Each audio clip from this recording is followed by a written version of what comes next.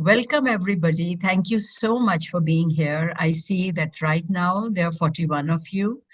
So big thank you from Ruxana at CLT and Suleiman, who is also your host for the Zoom meeting. So first of all, I'll hand it over to Suleiman to sort of set up some netiquette, which we are all well aware of, but just as formality. Thank you, Suleiman. Hello, everyone. Just to mention few things before we start this session. If your internet connection is not good, then please keep your video turned off. Keep yourself mute and unmute only if you have a question to ask, but during the Q&A session, do leave your comments and questions in the chat box and we will answer your questions. And we are also recording this session, and these sessions are also uploaded on YouTube. Thank you. Yes, and also just to add that we will be giving certificates for all the sessions that you have attended, and we'll include this one as well. So if there are some names that do not appear on the screen, Suleiman will make sure that he gets the department and the names from each one of you. Thank you. This session on Q&A on assessments and grading for the spring semester came as a very strong requirement from all of you, especially the learning group. And then as we talked to people, there were people faculty actually, who were a bit concerned about how to go about grading, though the emails from the Vice Rector's office have been very clear, and they have come as new directions have come either from the government or from HEC. So rightfully so, they were all at different time periods, perhaps not saying the different thing, but flagging different areas that were not flagged before. And so now when we are going into the assessments of spring semester and our students, it's the right time for us to ask any questions that still bother us and will give us clarity in how to proceed with assessing our students. I am extremely thankful to Dr. Gloria Calib. You all know that she's the one whose office is handling all the processes that are going on the campus within and outside, and that she found time to be with us. We're indebted to you, Gloria. And so we all know that you are the Associate Vice Rector for Academic Affairs, and you're also an Assistant Professor of Religious Studies at our campus. So with thanks, over to you, Gloria.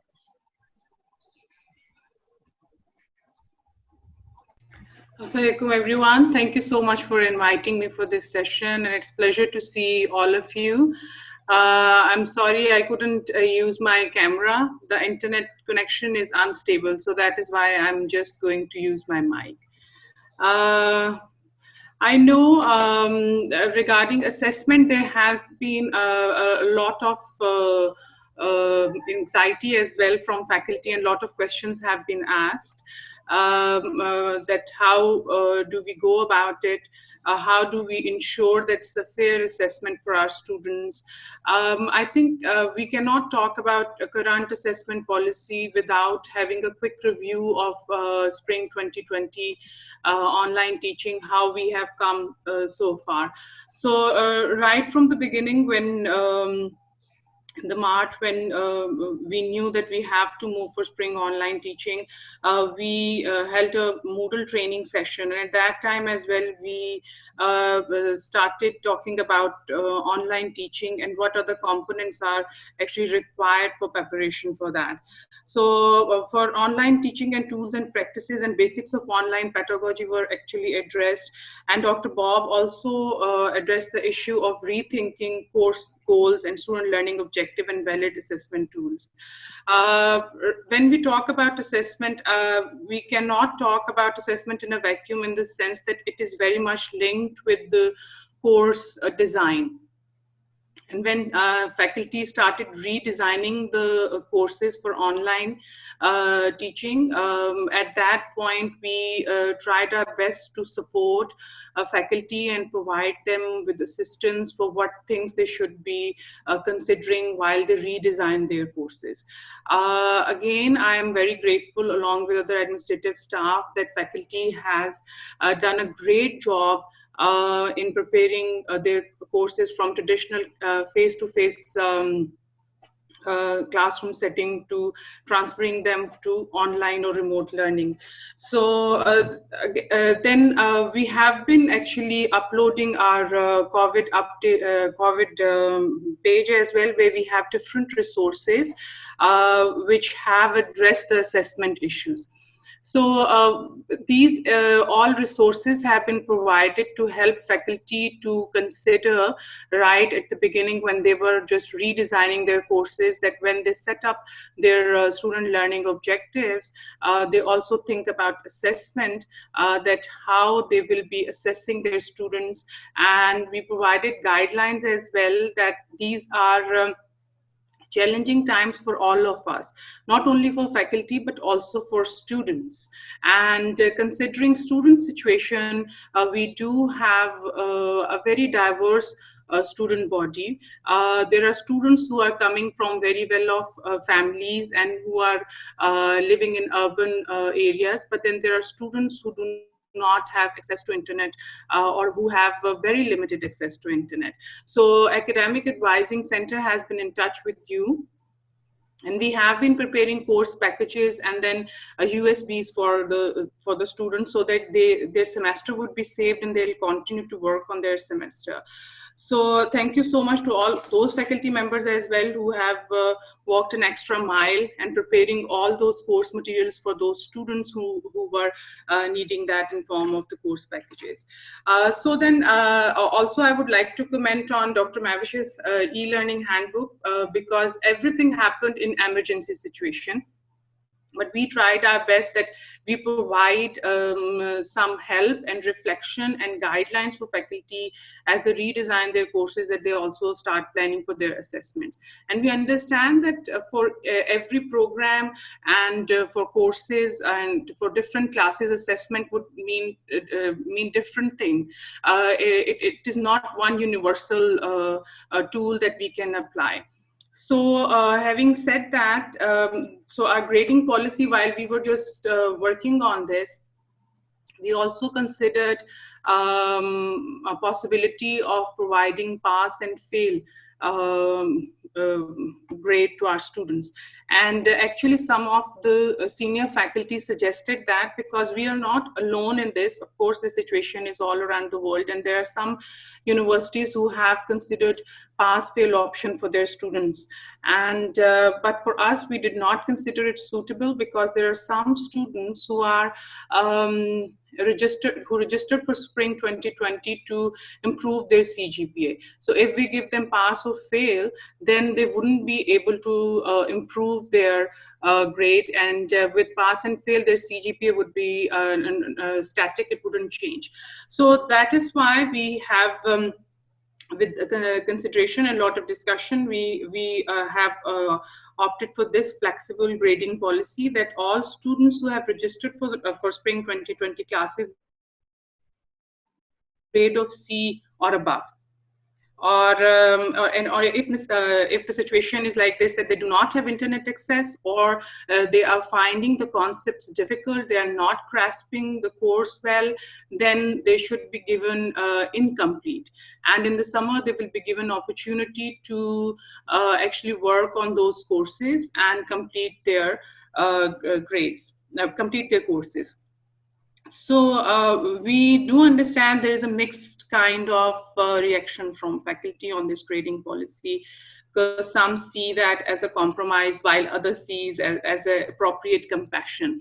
So, but we understand that in this emergency situation, it is not an ideal policy. We understand that, and there are different situations in different classes, and different faculty members are having different kind of issues. For example, there are students who are taking advantage of the situation, and who are either using this internet accessibility issue as an excuse for not working on their courses. And for giving them I grade would definitely mean that faculty has to engage with them even beyond spring semester, and will have to help them to complete their grades, their courses. But in the current situation, as we navigated the situation, we have come to the conclusion that this is the best way to address that, in order to provide our students assistance and help to complete this grade, because many of them are senior students and this is their last semester, and then they have to complete their degree. So also, we sent out a communication when there were different other scenarios that came up where students are actually not working well in their courses. We have been looking into situation case by case, where students who have not attended the classes right from the beginning, even in the regular semester when the classes were held, we have actually withdrawn their courses, and we have asked them to register for these courses in fall or in the next year.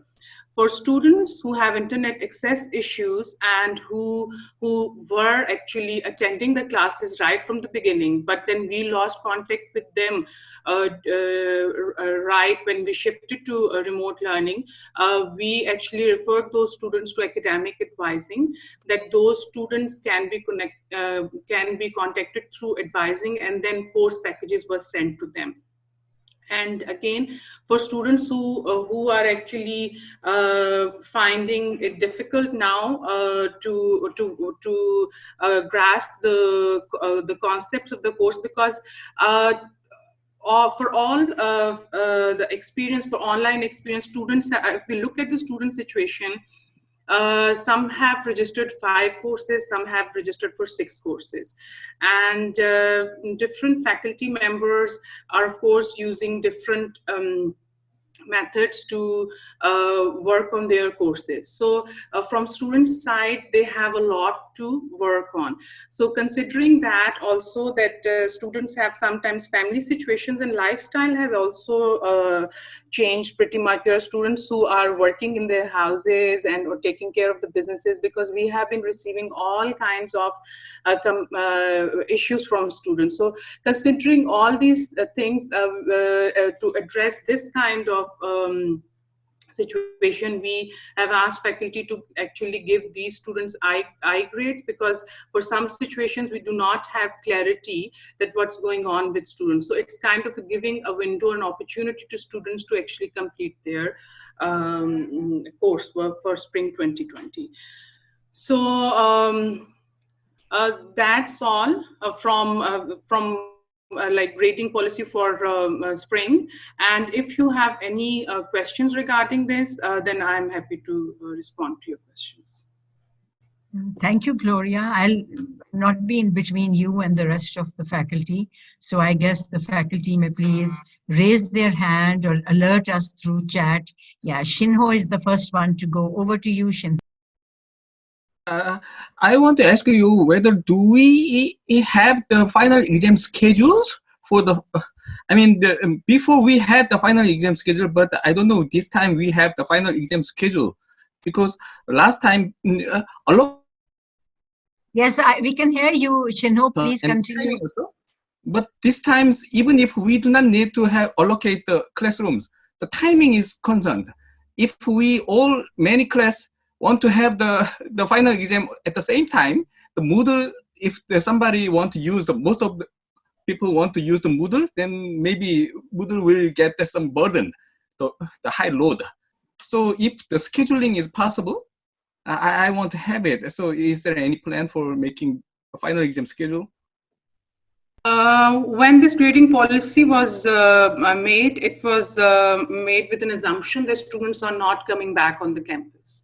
So for final exams, we do not have a schedule, because for online classes as well, some of the faculty members have been asking us to follow the same schedule for Monday, Wednesdays, or Fridays. But for online classes, it is not possible because we are not sure about the internet accessibility on students' sites. So for grading window is open from 1st June to 3rd July.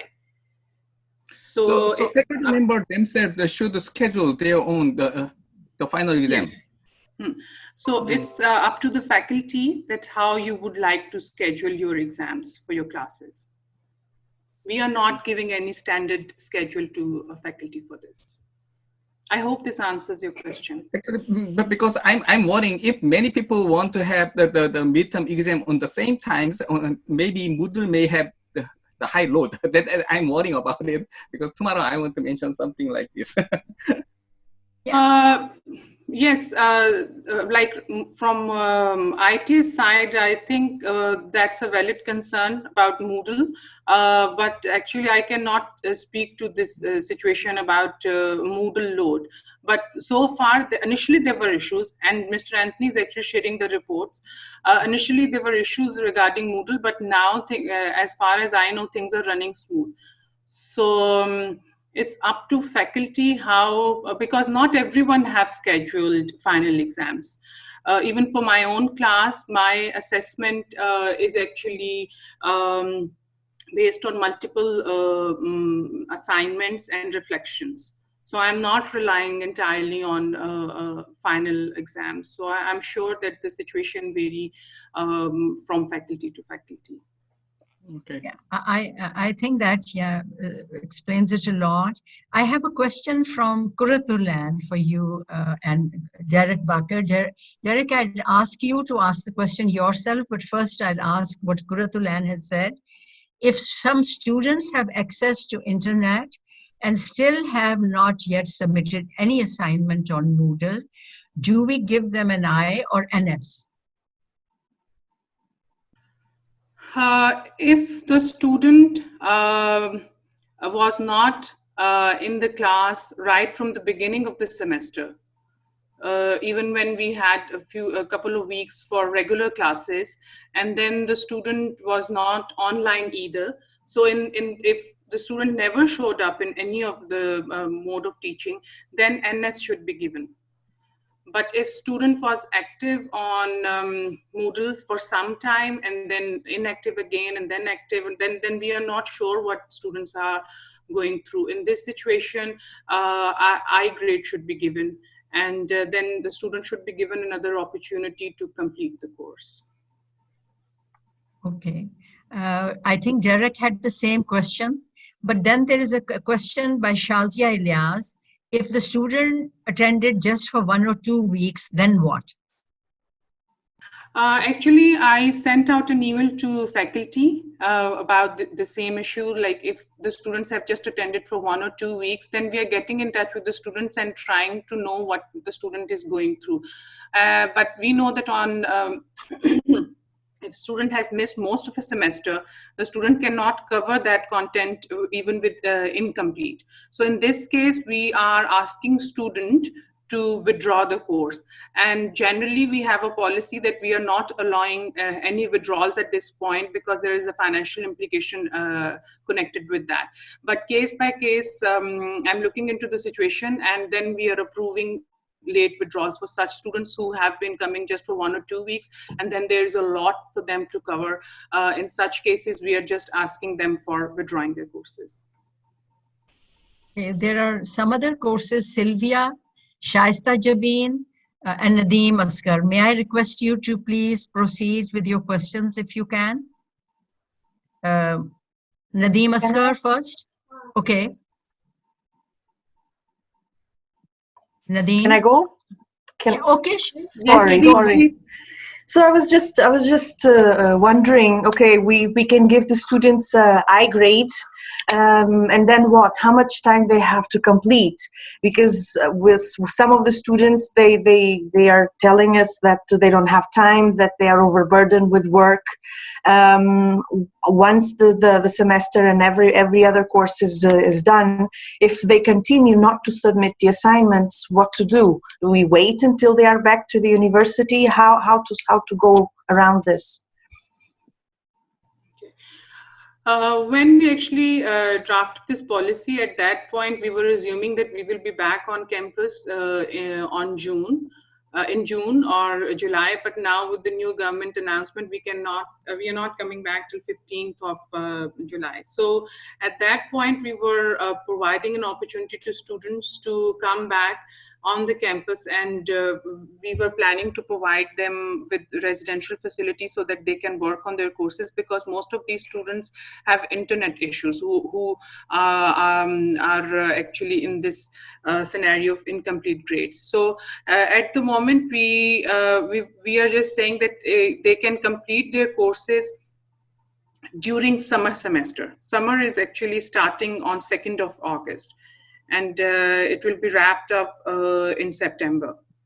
So, but if there are some complicated cases where students have more issues, or there is a lack of clarity on those issues, you can write separately to me, and then we can look into that situation, that how do we help them. But for incompletes, summer semester would be fine. Yeah, I see that Shaista Jabeen has been wanting to ask a question. Please, Shaista. Okay, hello. My question is about Moodle actually, because I and other faculty members are regularly taking quizzes, and after every quiz, I have at least 3-4 queries where people were not able to complete the quiz because of Moodle crash, and they sometimes send the screenshot as well to indicate that there was some problem.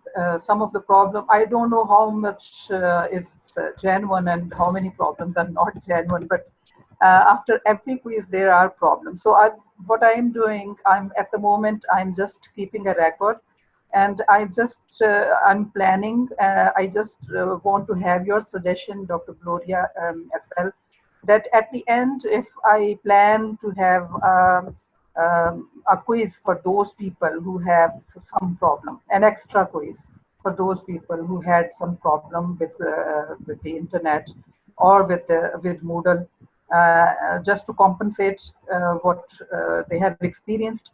So will it be all right, or is there any specific policy to follow in these cases?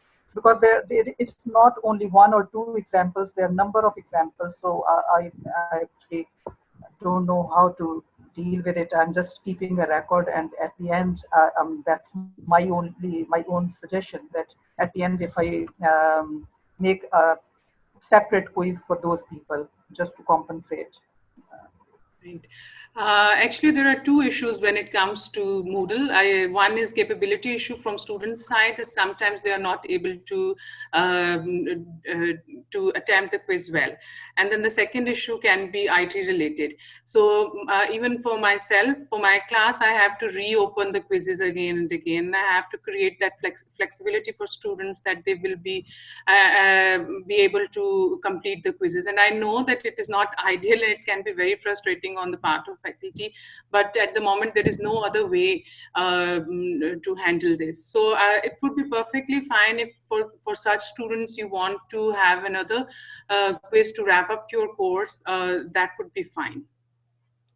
Yeah, I see that there are lots of other questions. I think Shabnam has a question, but before that, may I request Muhammad Nadeem, you had a question since quite some time. If you go first, then I'll call upon Elizabeth Akhyar and Amir Juktai to please speak up. Muhammad Nadeem. Then we'll move on to Elizabeth. You had a point.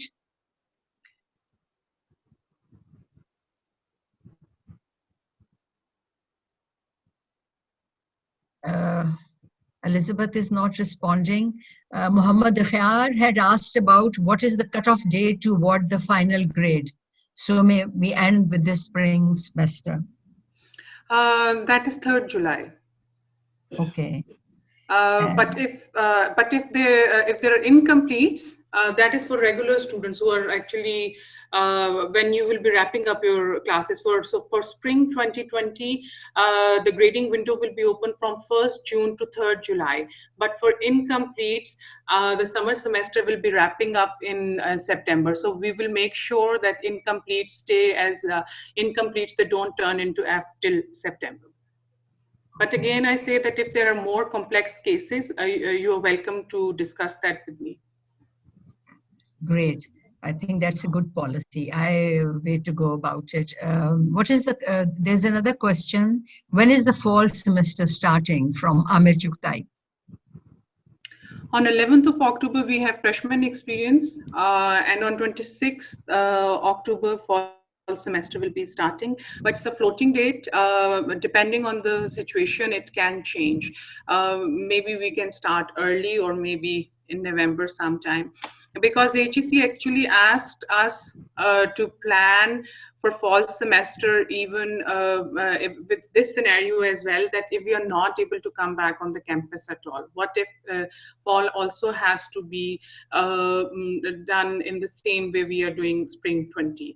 So we sent out that notification as well, and I have already communicated that to faculty that please be prepared for both summer and fall, that we might have to teach online or face-to-face. It depends on the situation. It's uncertain. Okay. I think for all of us, perhaps the rector's talk after Eid might be a bit more helpful, and the situation might be clearer, hopefully. I have Shahbaz Akhtar and Akhtar Shumar saying that students have a problem, are complaining about Moodle, and I read it out.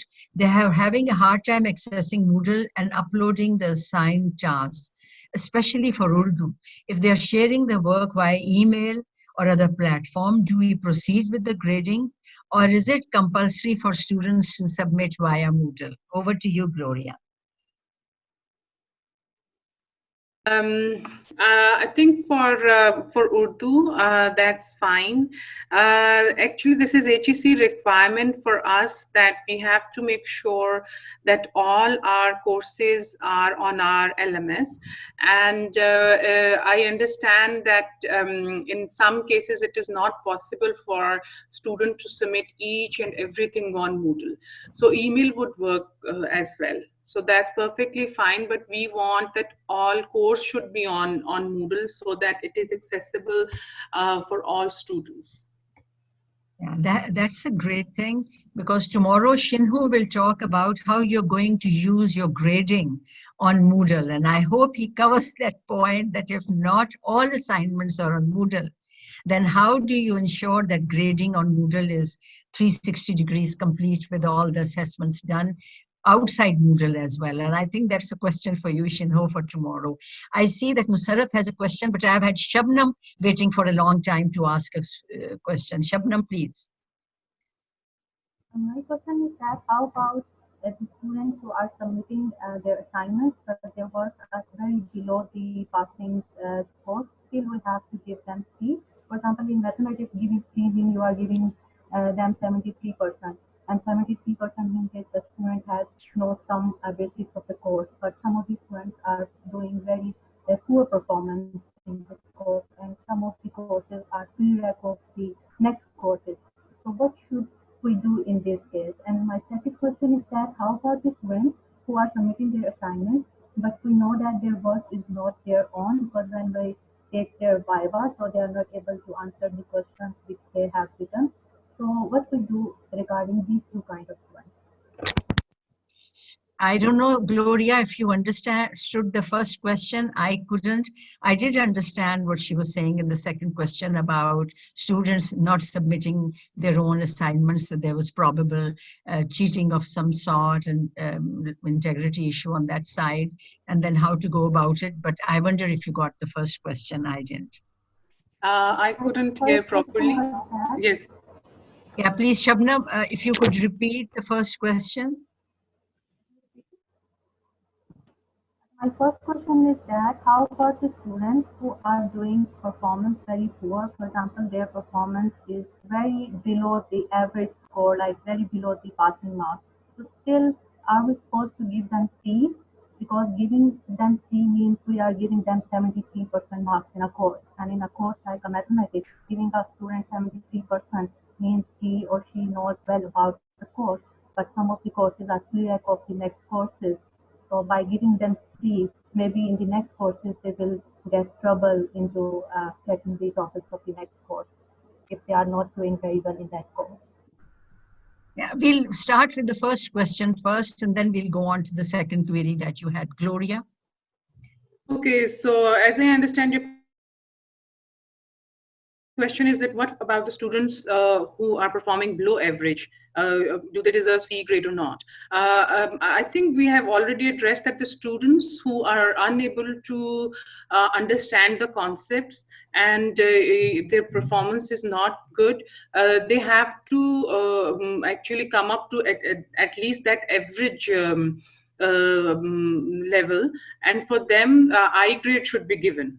And if there are more complex issues or concerns about specialized fields, like you mentioned your area of maths, you are most welcome to write to us, and then we can look into this situation. If students are not understanding the content well, they should be given I grade unless they meet the criteria that has been set up by the instructor. And your second question, Shabnam, was about people doing work that was not submitting work that was not your own, right? Please, can you say it again? Right. This happens usually in 100 level courses, because in 100 level courses, because they are very easy subjects, so students, someone else do their work. So how about these students? They are submitting their assignments and they are getting very good grade in that assignment, but when we ask the viva from these students, they are unable to clarify the concepts which they wrote. Yeah, Gloria. So regarding academic integrity issues, if you know that this work has not been done by that student, I think instructor is the best person to actually judge that this work has not been done by the student. In that case, this happened in my class as well, so I just gave 0 to that student for that assignment. But if there is a major concern, if there was a project or a paper and that was there was a plagiarism or a breach of academic integrity, in that case you can actually register that complaint in the vice rector's office, and then we have a record of the students who have been breaching academic integrity, so that could have severe consequences in terms of failing the course or something else. We are talking about compassion and flexibility here, so but for academic integrity, definitely we can look into that case specifically, that what should be the decision there. Yeah, thank you, Gloria. There's another question from Nosheen, which is similar to, I think, what Khayar and Shabaz have asked, but there's a different, for those incompletes, do we have to teach them the same way that like we're doing right now on the online channel, or we just need to share the lectures and recordings and they have to do the assignments and submissions? Or do we make a separate policy for them that is in terms of submissions only? Please, if you could take that up. Sorry, I missed the first part. Is it for the students who do not have internet access? I don't know. She's just saying for those incompletes, those who have.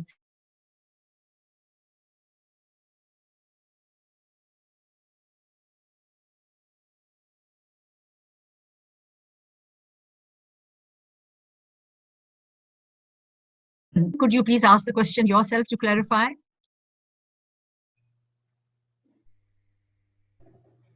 My question is that, can you hear me? Yes, perfect. Okay. Okay, my question is for the students who get an I grade, do we have to teach them during the summer semester like we are teaching them right now using the same online channel? Or do we have to give them only the assignments and they have to submit those assignments only? Okay. Actually, we have been asking faculty to keep a record of all their lectures and share their videos on Moodle. Some have actually shared them on YouTube as well, but the links are on Moodle. So if your lectures are already there and the students can now work or the situation has changed, then those materials should be shared with those students. And it's not necessary that you actually start teaching spring 2020 for those 1 or 2 or maybe more students. If you have all those course materials, they can be shared with those students and they should be able to complete the course requirements. Does it answer your question? Yeah, it's clear now. Thank you so much. Okay, then I'll go over to Musarrat, and there are some more questions in the chat, and we'll come to that. Musarrat, over to you. Okay, so thank you very much, Dr. Gloria, for this session. My question is that some of my students, I had set up assignments on Turnitin, and they submitted there. But then there were others who emailed those assignments to me. And so I checked them at my end for any plagiarism, but how can I include those grades, marks, and I am on Moodle, or should I tell them to submit those assignments again, because I'll have to then make new questions? And I've asked, and they've been telling me that it was difficult for them to submit on Moodle, but I have no way to find out what's true and what's not. Please guide. Okay, for my own class, actually, before the launch of remote learning, I had already taken 2 quizzes. So other than Moodle assessment, I have those quizzes as well that will factor into the overall assessment of a student. So I am actually taking those those exams as well, the quizzes that students have attempted, and the Moodle final grades into Excel sheet. And then I'm preparing the final grades for my students.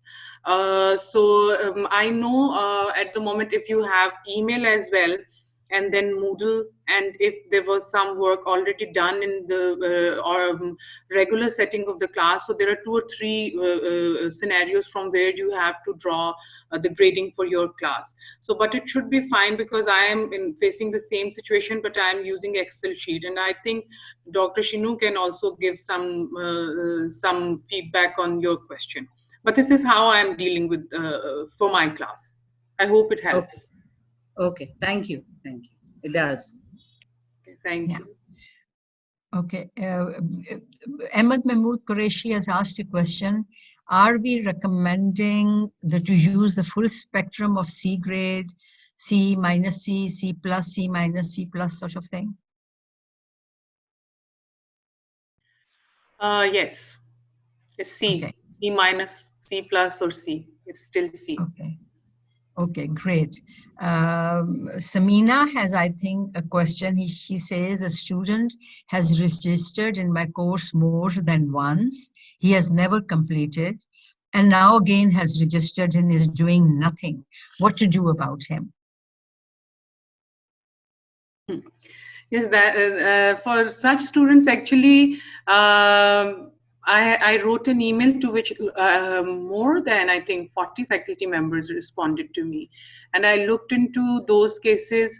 If students are not working and have not been working, we do have evidence of that. If it is other than internet accessibility issue, then we are asking students to withdraw their courses.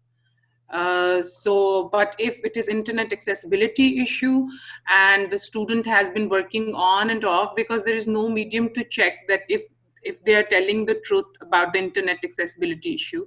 So in that case, we have to give them I grade. Some grace has to be extended there. But if the student has never been working, then it is a withdrawal case.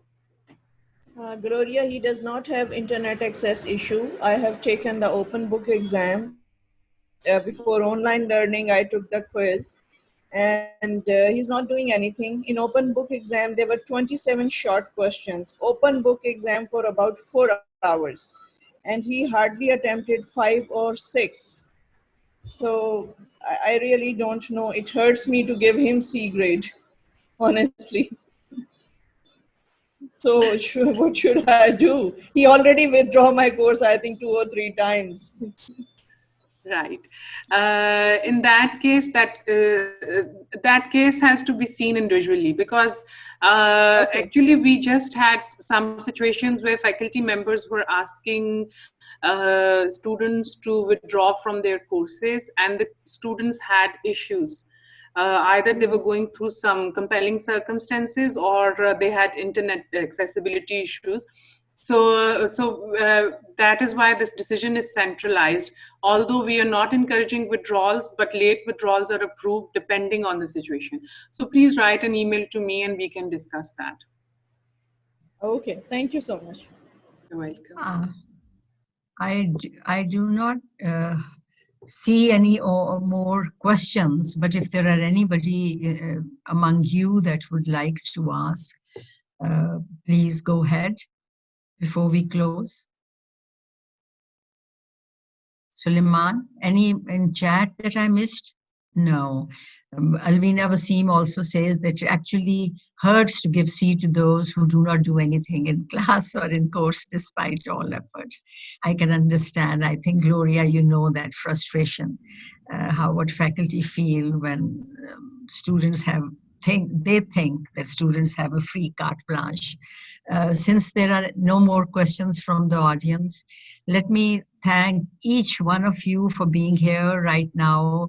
You have been, some 88 of you have been with us in this session. I'm happy your queries, you're putting in compliments in the chat thanking Gloria for giving such a clear expose and answer to each and everything.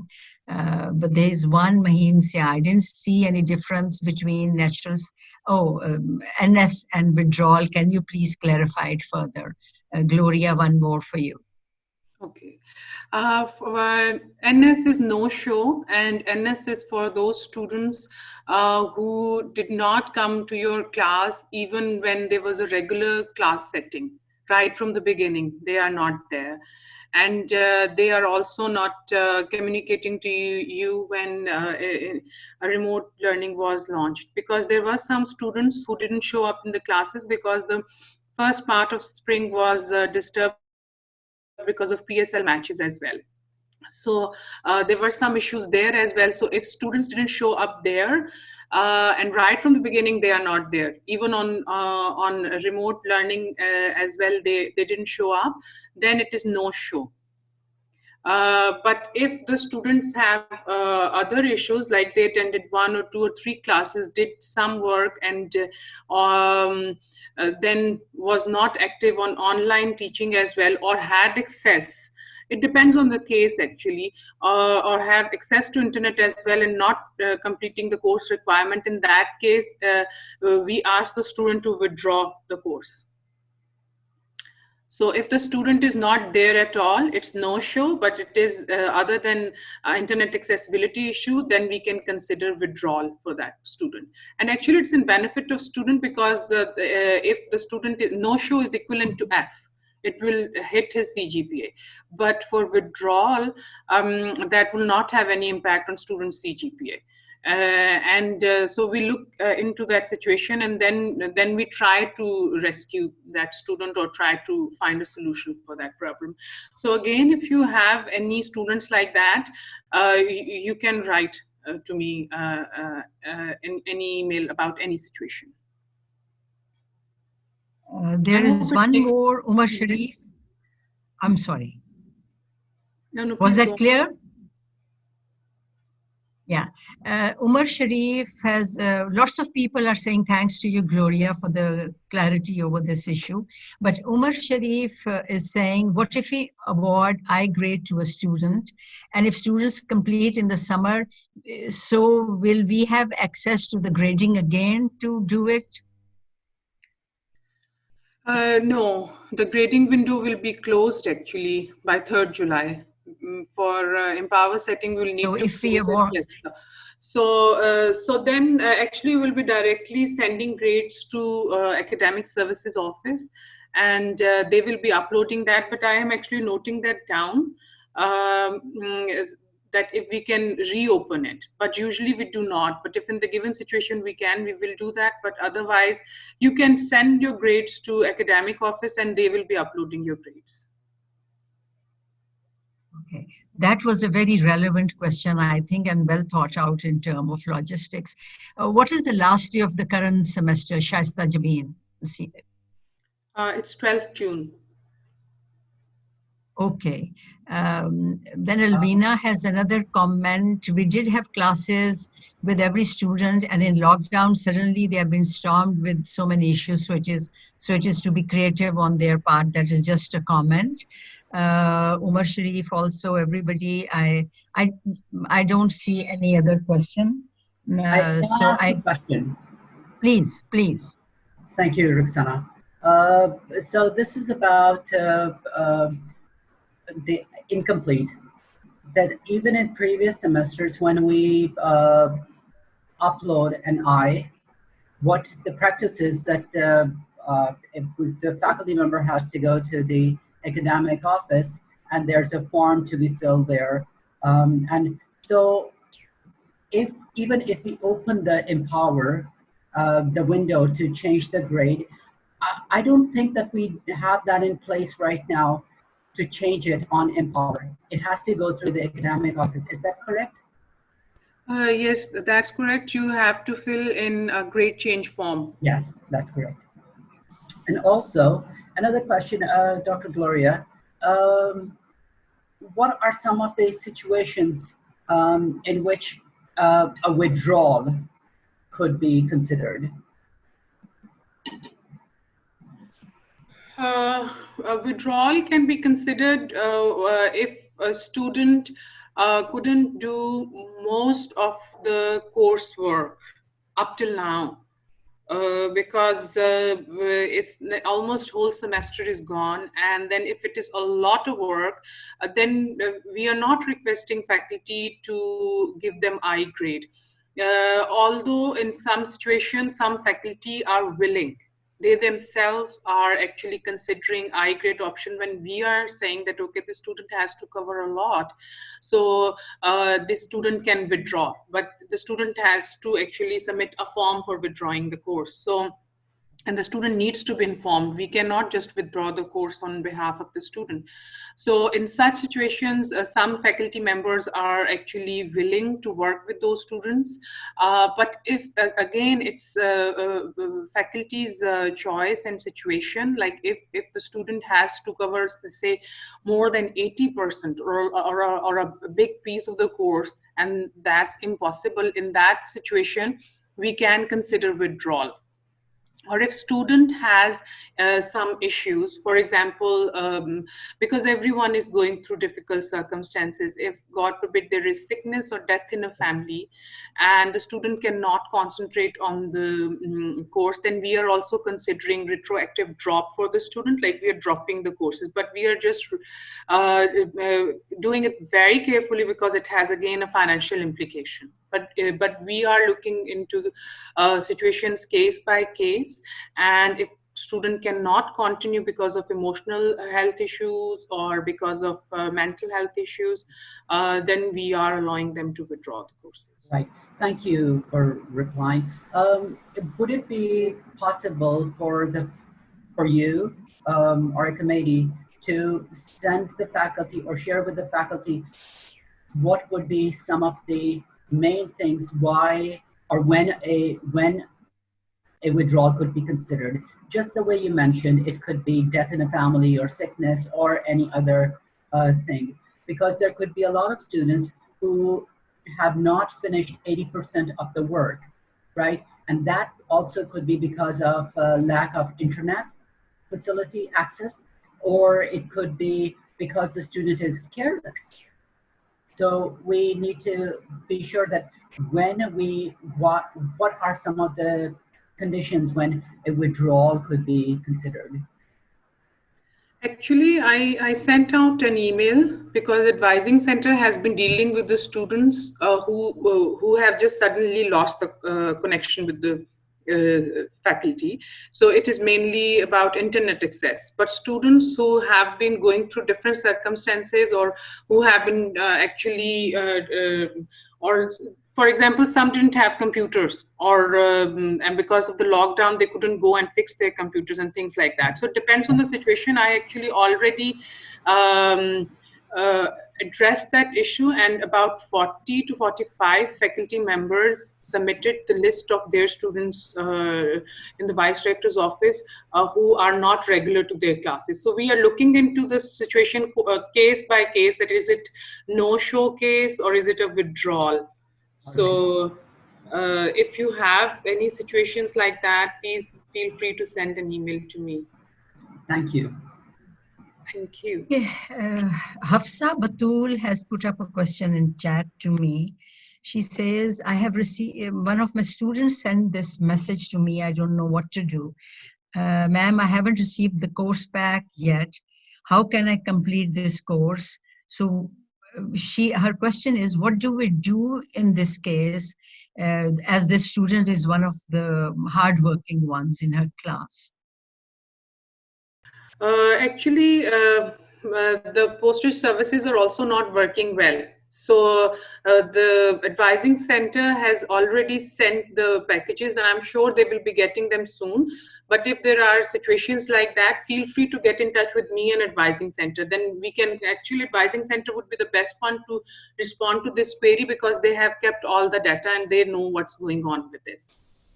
Okay, and she also points out that he's from Balochistan. So Gloria, what you said about the postal service not working perhaps makes immense sense. Suleiman has just reminded me that before this, we had a meeting of the learning group. And in the learning group, Dr. Nukba had raised a question, and I think she had an internet problem, and though she was supposed to come to this meeting, she couldn't come. She had raised a concern at that time about faculty evaluations. And she said, how are the faculty evaluations going to be done for this spring semester? So if you could elaborate on that, Gloria. Yes, sure.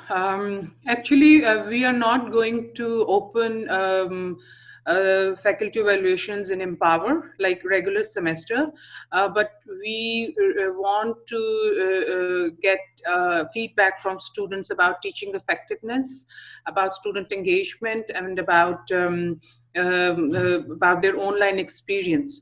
So we have prepared a questionnaire.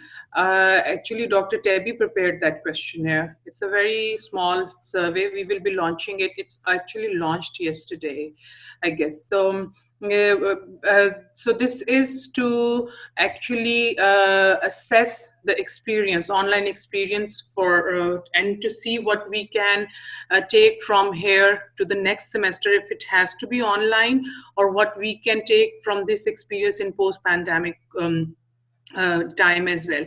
So again, those ratings that students will be doing, there's no rating, it is just their feedback, and then we will be sharing that as well. But we are not going to consider them for faculty promotion or for contract renewal. So this is clear. So we have taken feedback from Dr. Doug Trimble as well. He has PhD in assessments. So he also looked at that survey. So it is for just to get some data that we can use for future. It will not reflect on faculty performance in sense of their contracts or promotions. Yeah, I think that ties in very nicely with Mamuna's question, who said that we need a feedback from students of some sort to know how this experience was in case we are to plan the next summer semester in the same manner or even fall in the same manner. And I think data analysis from that survey would be helpful and would help prepare us CLT prepare the faculty even better. Can I just add another thing? Actually, we have another questionnaire that has been sent out from Academic Advising Center. It is about overall online experience, which includes academics, which includes student services like counseling and fee issue and other things as well, and student readiness and their intention for registering for summer or for fall. So day before yesterday, we had about 1,000 responses to that survey. So we are aiming at least for 50% responses, which would be around 2,000 plus. Then once those responses are there, we will be compiling the results, and at some point we will be sharing it with faculty as well, because we think it is very important that faculty should have as much as information about students, what they are going through and what was their online experience in the classes, out of the classes as well, because for student life, everything matters, what they are going through. So we will be sharing that information with you, I think in 2 or 3 weeks before we launch summer semester, actually. Okay, I think that's a fantastic idea, and that's very good if we are to move forward in the same way. Nukba has some other suggestion that we should perhaps redesign this evaluation form for future as well, in light of the current experience. But of course, as we move along and as the situation demands, there will have to be changes on campus. I do not see any more questions. If there are none, may I thank you all. There are still 82 of the participants and faculty with us at this time. We are extremely thankful to each one of you for raising pertinent questions that perhaps some others hadn't thought of, and to get a very comprehensive response from Gloria. Thank you, Gloria, for your time and your efforts to be here and to respond to each one. And I think the point that you make about some cases falling beyond the norm that you have discussed need to be discussed with the VR office. And I think that's the right way to go, of course, because there will always be some that will be beyond the catchment, the main catchment, and those are cases that demand more clarity. Thank you so much. Thank you all. Thank you so much, Dr. Ruxana and everyone. It's really a pleasure to get in touch with you. And again, if there are any questions or regarding students or about calendar or anything else, please feel free to write to me. And we want to extend full support to you. So anything that you feel that you need support from academic and administrative leadership, please let us know. Feel free to write to us. Yeah, Gloria, you've always been very quick to respond to queries that come from faculty or from the campus. Okay.